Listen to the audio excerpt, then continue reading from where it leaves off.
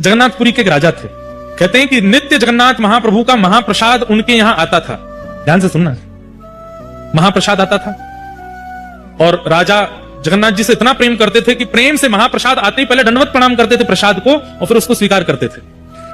चैतन्य महाप्रभु कहते हैं महाप्रसाद गोविंदे, जगन्नाथ महाप्रभु का जो भात प्रसाद है उसका एक एक दिन का जगन्नाथ जी का स्वरूप है। तो राजा का नित्य नियम था, जैसे प्रसाद आता तो प्रणाम करते, उसको पाते और फिर अपने क्रिया में लगते। लेकिन आज वो अपने एक मित्र के साथ में चौसर खेल रहे थे और चौसर में ऐसी बाजी चल रही थी कि अब अगली बाजी में पता चल जाएगा कि राजा हार रहा है कि जीत रहा है। तो राजा को तो अपनी जीत प्यारी, तो पासा मल रहे थे। उसी समय महाप्रसाद आया। जैसे ही महाप्रसाद आया तो पंडित जी रोज आते महाप्रसाद लेकर के, राजन जगन्नाथ महाप्रभु का महाप्रसाद आया। तो राजा इतना ज्यादा ध्यान लगा करके खेल रहा था, उसने एक हाथ में पासा लिया, महाप्रसाद को प्रणाम किया और फिर रुकिए अभी लेता हूं, और फिर से पासा खेलने लगे।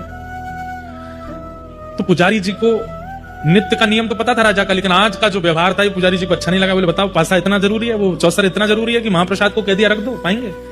थोड़ी देर तो पुजारी जी वहां खड़े रहे, लेकिन राजा हंस हंस करके खेल रहा था, इतना मगन था उसमें। पुजारी जी प्रसाद वापस ले गए अपने साथ।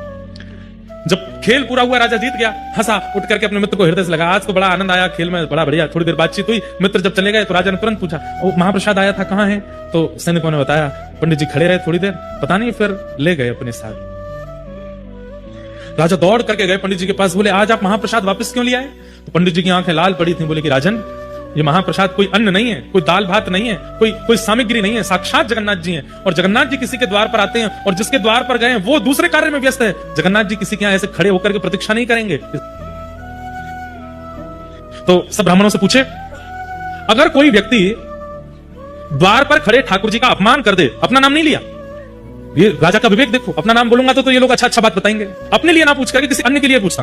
तो राजा ने कहा अगर किसी के द्वार पर भगवान आए हों और जिसके द्वार पर आए वो व्यक्ति ठाकुर जी का अपराध कर दे, अपमान कर दे, तो उसका दंड क्या होना चाहिए?